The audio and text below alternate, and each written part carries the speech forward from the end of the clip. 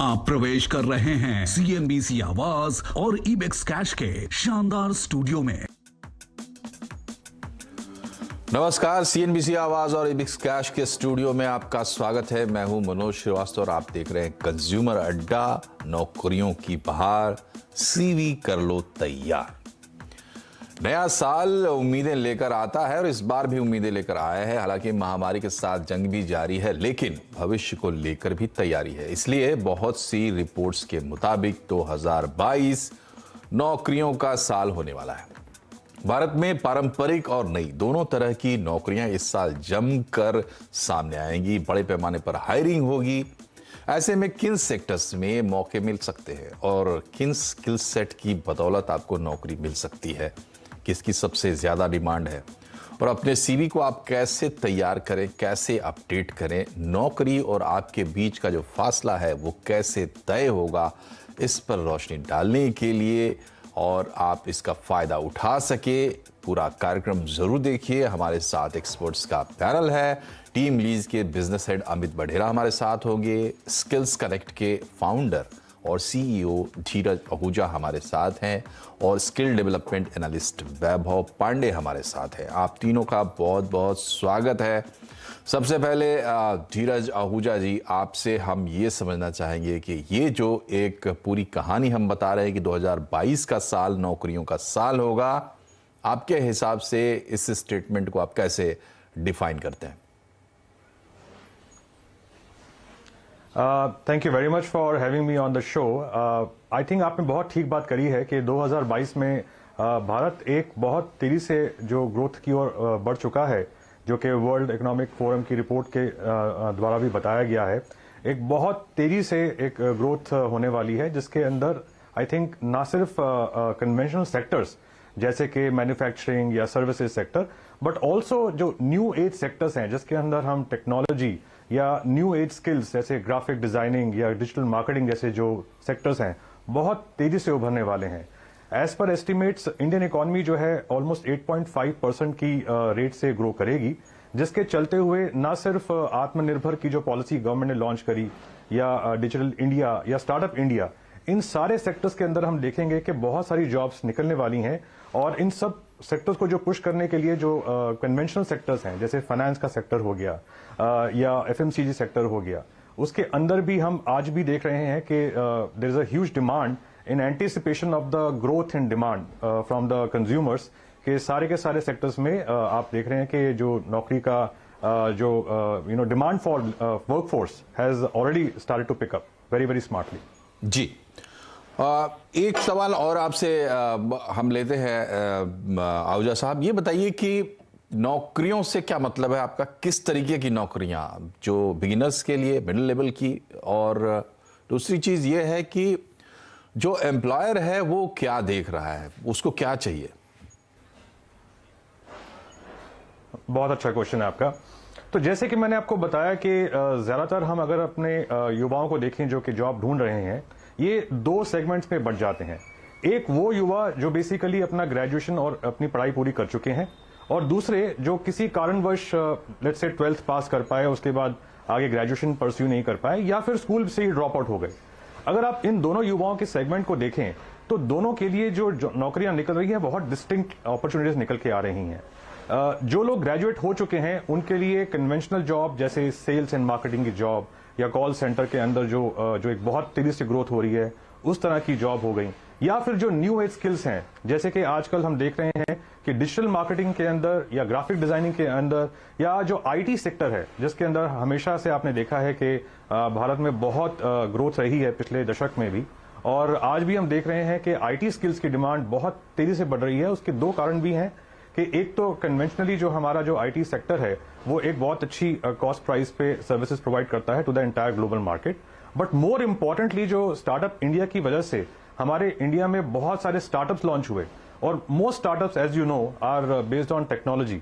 So in IT skills की demand because of startup India also has grown tremendously. If you see the recent trends, the highest growth sector now is basically IT services. इसी को अगर हम दूसरे segment में देखें जहां पर बच्चे जो काफी सारे बड़ी तादाद में बच्चे स्कूल अपना कंप्लीट नहीं कर पाते या सिर्फ 12th तक की पढ़ाई कर पाते हैं, उनके लिए भी बहुत सारी जॉब्स जो हैं अब निकलनी शुरू हो गई हैं, बिकॉज स्किल इंडिया मिशन के अंदर गवर्नमेंट ऑफ इंडिया ने हजारों और लाखों की संख्या में बच्चों को skilling the in various sectors, चाहे वो मैन्युफैक्चरिंग हो, चाहे वो टेलीकॉम हो, चाहे हॉस्पिटैलिटी हो, चाहे बैंकिंग हो। उसके चलते हुए वहां पर उन बच्चों की भी एक बहुत बड़ी तादाद है जो रेडी है हमारे मैन्युफैक्चरिंग सेटअप में जाने के लिए, हमारे टेलीकॉम सेक्टर में जाने के लिए, और ताकि एक जो हमारी ग्रोथ है कंट्री की वो लगातार 8.5% जैसे मैंने बताया उस पे बढ़ते हुए उन सबको देश की जो प्रगति है उसमें कंट्रीब्यूट कर सकें। जी, तो जो कुछ और है रही बात जैसे आप पूछे थे एम्प्लॉयर की क्या एक्सपेक्टेशन है। जी जी जी कंक्लूड करें। हाँ, जैसे कि आप पूछ रहे थे कि एम्प्लॉयर की क्या एक्सपेक्टेशन है। हाँ, सो बेसिकली हम जैसे literally thousands of job seeker से हर महीने अपने नेटवर्क के माध्यम से जॉब पे लगवाते हैं, तो हमने एक चीज बड़ी यूनिक देखी है कि आजकल एम्प्लॉयर्स स्किल्स और उनकी जो काबिलियत है वो तो एक्सपेक्ट कर ही रहे हैं, बट मोर इंपॉर्टेंटली एम्प्लॉयर्स ये चाह रहे हैं कि उनका जो ओवरऑल अवेयरनेस लेवल है और जो उनकी जो एक व्हाट यू से कमिटमेंट लेवल है टुवर्ड्स द जॉब और सीखने की जो उनकी चाह है वो बरकरार रहे। क्योंकि हमने ये देखा है कि कई सारे जो बच्चे ज्वाइन करते हैं अपनी फर्स्ट जॉब या सेकंड जॉब, वो बहुत जल्दी। ठीक है, हम थोड़ा स्विच करते हैं दूसरे अपने गेस्ट के पास भी। आहूजा साहब फिर से आपके पास आएंगे। वैभव जी, ये बताइए कि जैसा आहूजा साहब ने कहा कि अभी गवर्नमेंट ऑफ इंडिया का जो प्रोग्राम चला है उससे कुछ हम देख रहे हैं कि अपॉर्चुनिटीज जो बन रही हैं उसके लिए हमारे पास लोग हैं, लेकिन एक गैप कहीं ना कहीं दिखाई देता है, क्योंकि जब नौकरियों की बात होती है तो स्किल सेट की बात होती है।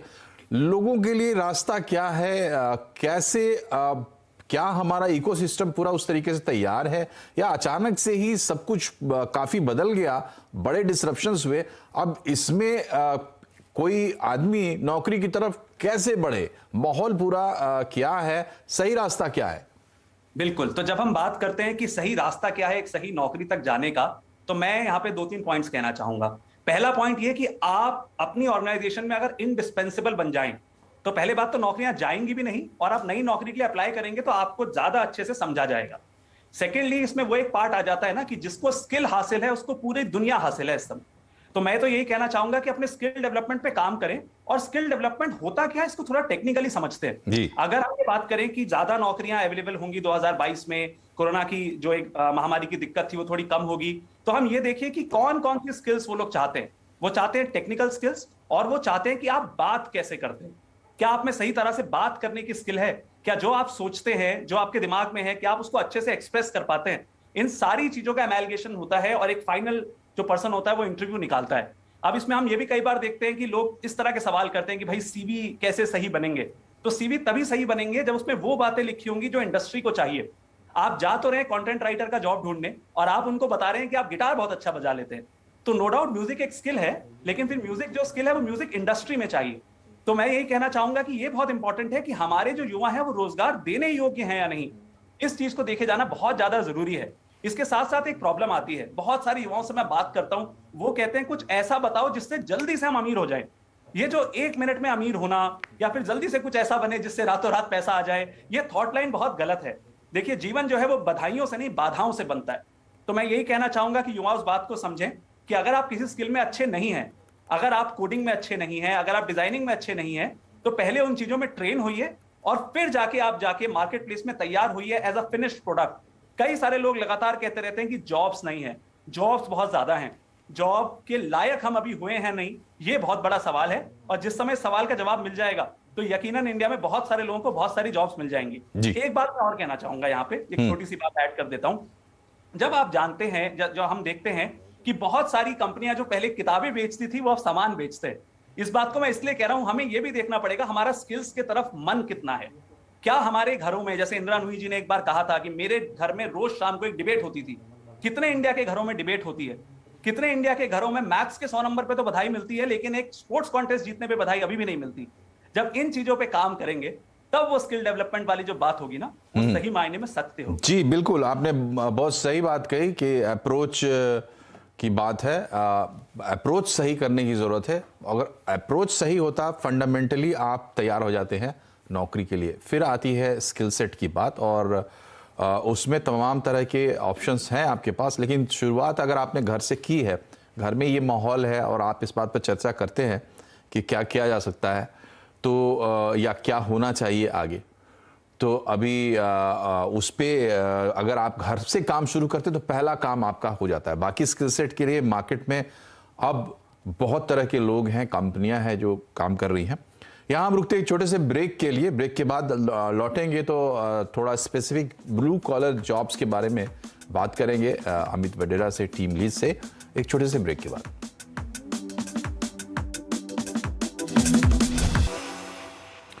ब्रेक के बाद एक बार फिर से आपका स्वागत है कंज्यूमर अड्डा में। आज हम बात कर रहे हैं नई आने वाली नौकरियों की और कैसे इन नौकरियों को अप्रोच किया जाए सही तरीके से।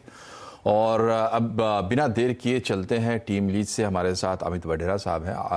अमित जी, ये बताइए कि ब्लू कॉलर जॉब के लिए क्या सिनेरियो बन रहा है, और ना सिर्फ नया बल्कि पहले से जो लोग जॉब कर रहे हैं उनके लिए क्या अपॉर्चुनिटीज अभी आप देखते हैं?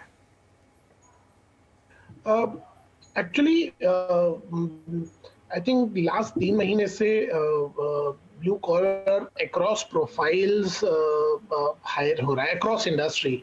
सो manufacturing, construction, pharma, e commerce, in fact हर एक इंडस्ट्री जो ब्लू कॉलर हायर कर रहा है वो ग्रोथ देख रहा है। और 0 to 6 years, 5-6 years experience across levels hire हो रहा है। मतलब ये non technical, technical both profiles की मैं बात कर रहा हूँ। तो और ये ऐसा दिख रहा है कि इंटेंट ऑफ हायरिंग जो है वो काफी इंक्रीज हो गया है। जी, हेलो, मेरी जी, आवाज आ रही है आपको? जी जी आ रही है, आप कंप्लीट करें। हाँ जी, तो जैसे कि आई थिंक लास्ट दो साल काफी अप्स एंड डाउन्स रहे हैं। हालांकि रिक्वायरमेंट्स ड्यूरिंग पैंडेमिक भी थी कुछ रिस्पेक्टिव सेक्टर्स में, जैसे फार्मा हायर कर रहा था, लॉजिस्टिक्स, ई कॉमर्स, जो होम डिलीवरी या वेयर हाउस प्रोफाइल्स है वहाँ पे पहले भी हायरिंग हो रही थी। बट अब जो ये ग्रोथ है ये पूरा मार्केट पॉजिटिवली खुल जाने की वजह से है। सो आप एफएमसीजी पकड़ लो या इलेक्ट्रॉनिक इंडस्ट्री पकड़ लो, हर जगह पे हायरिंग हो रही है। और जो आई थिंक कुछ गवर्नमेंट के इनिशिएटिव्स हैं जैसे पीएलआई है, प्रोडक्शन लिंक्ड इंसेंटिव्स, इन सब के कारण भी आप देख रहे हो कि काफी एक्सपेंशन हो रहा है। तो हायरिंग अक्रॉस सेक्टर्स हो रही है इन शॉर्ट। जी, अच्छा वडेरा साहब, एक बात और बताइए कि जो अब तो लेबर कोड भी हमारा जो है वो अलग से तैयार हो गया है और माहौल भी कुछ इस तरीके का है। हायरिंग की जब हम बात करते हैं तो परमानेंट नौकरियों की बात है और दूसरा एक गिग टाइप की जो पूरी व्यवस्था खड़ी हो रही है, क्या प्रोपोर्शन अभी दिख रहा है? देखो, गिग इकोनॉमी एक नया मॉडल है, हालांकि इस देश में बहुत टाइम से चल रहा है, बट इन अ मैनर के इसको ये स्केल अप होगा कि नहीं या किस तरह से होगा उसमें अभी आई थिंक टाइम बताएगा। बट एक्सपेक्टेशन ऑर्गेनाइजेशंस की हैं गिग वर्कफोर्स वाली मॉडल पे, और उसी तरह से कैंडिडेट्स भी बहुत ओपन है। ये नई जनरेशन है, ये चाहती नहीं है कि ये एक पूरी जिंदगी एक जगह पे काम करे। तो ये नए नए प्रोजेक्ट्स, नए नए एक्साइटमेंट हो वैसे प्रोजेक्ट्स में इन्वॉल्व होना चाहती है। तो गिग वर्कफोर्स की फ्यूचर में अपॉर्चुनिटी बहुत ज्यादा है, जिसको और अलग अलग मॉडल्स क्रिएट हो रहे हैं। मतलब कोई प्रोजेक्ट असाइनमेंट्स हो रहे हैं, कोई गिग वर्कफोर्स हो रहे हैं, एम्प्लॉय ऑन डिमांड हो रहा है। तो उस तरह से अलग अलग मॉडल्स टेस्ट हो रहे हैं अभी। जी, ये तो पूरे इकोसिस्टम की बात होती है और जब पूरा समय बदलता है उसके साथ जब चीज़ें बदलती है तो आपको उसके हिसाब से अडॉप्ट करना पड़ता है। इसलिए भी चूंकि लोगों को समझ में आया सिनेरियो, मैंने ये सवाल पूछा था। वैभव जी, फटाफट आपसे हम ये जानना चाहेंगे कि ये बताइए अभी कुछ अच्छे कोर्सेज, जो शॉर्ट टर्म कोर्सेज, सबसे ज़्यादा कौन से आपको लग रहा है कि यूजफुल है? देखिए, जहां पे बात हो रही है टेक्नोलॉजी की, कोडिंग की, लैंग्वेजेस की और डिजाइनिंग की, वहां पे बहुत ज्यादा स्कोप है और बहुत ज्यादा कंटेंट आज के जमाने में मैं कह सकता हूं कि इनगल्फ करा जाता है।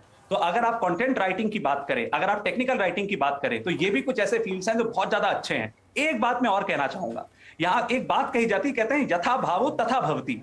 तो आज जो सीएनबीसी का भाव था ना कि युवाओं तक वो सही मैसेज पहुंचे और ज्यादा से ज्यादा लोग 2022 में तैयार हो नई नौकरियों के लिए, तो मैं चाहूंगा कि मैं युवाओं तक एक संदेश दे पाऊं, क्योंकि वो बहुत जरूरी है। अगर युवाओं में वो बात होगी तो चाहे कोई भी फील्ड हो, चाहे डिजाइनिंग हो, चाहे कंटेंट राइटिंग हो, चाहे टेक्नोलॉजी हो, चाहे कोडिंग हो, वो अच्छा ही करेंगे। तो मैं उनसे ये कहना चाहूंगा, अंधकार को ही अगर जीतना होता तो भगवान सूरज बनाते ही क्यों, देनी ना होती जीत तुम्हें तो ये हार का पाठ पढ़ाते ही क्यों, अगर बदलनी तुम्हारी तकदीर ना होती तो मनोज जी को, सीएनबीसी की आवाज को आज तुम तक पहुंचाते ही क्यों। तो मैं बस इतना कहना चाहूंगा कि एक अगर उस दृढ़ शक्ति से हम चले ना कि कोई भी फील्ड हो, अगर मेरे में स्किल्स होंगी तो मैं अच्छा करूंगा, तो बहुत कुछ हो जाएगा। यानी कि आप उस कौवे की तरह आप सोचिए, एक कौवा होता है ना जो कोशिश तो करता है कि मैं कंकड़ डाल डाल के पानी के लेवल को ऊपर हो जाऊं, लेकिन वो ये भूल जाता है कि वो अगर एक दूसरे तालाब को देखता, अगर वो थोड़ा और जाता, थोड़ा और अगर वो उड़ता तो एक नया तालाब मिलता। और जी बिल्कुल, बहुत ही पॉजिटिव और आशावादी बात की आपने। और सही बात है, हम लोगों का जो पूरा एक अप्रोच रहा है नौकरियों को लेकर और बदलता भी रहा है, लेकिन सही वक्त पर कौन बदला, ना सिर्फ एम्प्लॉयर बल्कि जिनको नौकरी चाहिए वो भी, ये बहुत मैटर करता है। एक ज़माना था कि नौकरी के नाम पे हम सरकारी नौकरियों की बात करते थे, लेकिन कैसे वो पूरा दौर बदल गया और सरकारी नौकरियों से कहीं ज़्यादा और बहुत ज़्यादा प्रोमिनेंट अब private sector, corporate sector, business segment में है। तो अब उस बिजनेस सेगमेंट में भी चेंजेस हो रहे हैं और उसके लिए आपको अपने आप को अडॉप्ट करना पड़ेगा, चाहे आप चाहें या ना चाहें, क्योंकि समय बदल रहा है। धीरज आहूजा साहब, आपसे हम ये समझने की कोशिश कर रहे हैं कि जो जिनको नौकरी चाहिए उनकी भी प्रॉब्लम है, और जिनको नौकरी देनी है या जिनको एम्प्लॉय चाहिए उनके लिए भी आज ये प्रॉब्लम है। ब्रिजिंग द गैप, इसके लिए रास्ते क्या है, मतलब क्या कोई सेटअप है, कोई सिस्टम है जो इन दोनों को मिलवा रहा है ताकि जिन लोगों को जानकारी ना हो वहां तक पहुंच जाए? आहूजा साहब। मनोज जी, आपका क्वेश्चन मतलब वो इंग्लिश में कहते हैं ना $1 मिलियन क्वेश्चन है कि जॉब बहुत सारी हैं और जिनको जॉब चाहिए वो भी बहुत सारे हैं, लेकिन इनका संगम कैसे हो, इनको मिलवाया कैसे जाए। तो आप जैसे जानते होंगे, कन्वेंशनली एक ब्लू कॉलर इंडस्ट्री में देखें तो एक भेड़चाल होती है कि भाई मैंने एक जगह जॉब ज्वाइन कर ली तो मेरे साथ मेरे दोस्त, मेरे सारे भाई लोग भी वहीं पे जाके ज्वाइन कर लेंगे, भले ही वो जॉब उनके लिए मनपसंद हो, उसके लिए वो लायक हो ना हो, लेकिन वो चले जाएंगे। उसमें होगा क्या कि जाएंगे 10, मिलेगी 2 को, क्योंकि बाकी 8 लोग स्किल्ड नहीं है तो रिजेक्ट हो जाएंगे। लेकिन coming back to your point कि इस मिलाप को कंसिस्टेंट तरीके से कैसे कायम किया जाए, उसी दिशा में स्किल्सनेट ने काम किया है, जहां पर हमारा पूरा का पूरा फोकस ये जो ट्रेनिंग इंस्टीट्यूट होते हैं या कॉलेजेस होते हैं, इनको पावर दी है हमने अपने डिजिटल प्लेटफॉर्म की माध्यम से, जिसका नाम है गजब जॉब्स। तो इसके माध्यम से क्या होता है कि इन इंस्टीट्यूट ने, इन कॉलेजेस ने जो बच्चों को स्किल इंपार्ट किया है, जो एजुकेशन दी है, उसके हिसाब से जॉब्स इसके ऊपर लोड करके उनको एम्प्लॉयर की तरफ भेजा जाता है। लेकिन सिर्फ यहीं पे बात नहीं रुकती है, यहां पर कॉलेजेस के पास और हमारी टीम के पास ये पावर होती है कि उन बच्चों का असेसमेंट किया जाए, जिससे कि जब वो इंटरव्यू के लिए तैयारी कर रहे हो उन्हें पता हो कि वो इस जॉब के लिए लायक हैं। और दूसरा, अगर कोई कमी पेशी है तो वही इंस्टीट्यूट इन बच्चों को तैयारी कर करके पूरा तरह तैयार कर दे ताकि वो जॉब में सक्सेस। आहूजा साहब, मैं आपकी बात को बीच में रोकते हुए मैं तो थोड़ा उसको अपने तरीके से समझा रहा था कि छोटे में बात सिमट जाए। मैं ये कहना चाह रहा हूं कि जैसे पहले लोग अखबार पढ़ते थे, वैकेंसीज देखते थे और अप्लाई करते थे, परीक्षाएं देते थे। अब पूरा जो नया सिनारियो है, इसमें आप इस तरीके से नहीं चल सकते। आपको कहीं ना कहीं ऑर्गेनाइज प्लेयर्स से अपने आप को जोड़ना होगा, चाहे आप एम्प्लॉय हो या एम्प्लॉयर हैं, और उस पूरे सिस्टम में आना होगा, तब ये रास्ता आसान हो जाएगा। क्या मैं सही कह रहा हूं आहूजा साहब? बिल्कुल बिल्कुल, आप बिल्कुल ठीक कह रहे हैं। उसके पीछे कारण सिर्फ ये है कि जैसे इंफॉर्मेशन एक्सप्लोजन हो रहा है, आपके पास बहुत सारी चीजें ऐसी आएंगी जो आपके काम की नहीं है, लेकिन आप तक वो सटीक इंफॉर्मेशन सही समय पहुंच जाए कि मुझे ये ट्रेनिंग लेनी है तो मुझे ये जॉब मिल जाएगी, और जब ये जॉब मिल जाएगी तो इसके 6 महीने बाद या 1 साल के बाद मुझे और क्या अपने आप को अपग्रेड करना है, कौन सी ट्रेनिंग लेनी है ताकि मैं एक बेहतर जॉब दे सकूं और अपनी इनकम बढ़ा सकूं जी। उसके लिए भी आपके पास सही ट्रेनिंग इंस्टीट्यूट या कॉलेज की इंफॉर्मेशन होनी चाहिए जी। समय की कमी है। बहुत बहुत शुक्रिया आहूजा साहब, और आप तीनों मेहमानों का बहुत बहुत शुक्रिया हमसे जुड़ने के लिए और बहुत वैल्यूएबल अपने विचार रखने के लिए। तो यहाँ जो सदन की राय निकल के सामने आ रही है, पहली बात तो ये है कि नौकरियों की कमी नहीं है, नौकरियां हैं, लेकिन एम्प्लॉयर को सर्टेन स्किल्स चाहिए। दूसरी बात यह है कि आपको स्किल लेते हुए नौकरी की तरफ बढ़ना है, और जो पूरा एक सिस्टम बना हुआ है, चाहे आप उसको मार्केट मान लें, चाहे आप उसको सिस्टम मान लें, उससे जुड़ना होगा, चाहे आप एम्प्लॉयर हो चाहे एम्प्लॉय हो। और तीसरी चीज ये है कि अब वो जमाना भी गया कि नौकरी मिल गई तो मिल गई। नौकरी मिलने के बाद भी समय समय पर आपको अपने आप को अपग्रेड करते रहना पड़ेगा। देखते रहिए CNBC आवाज। नमस्कार।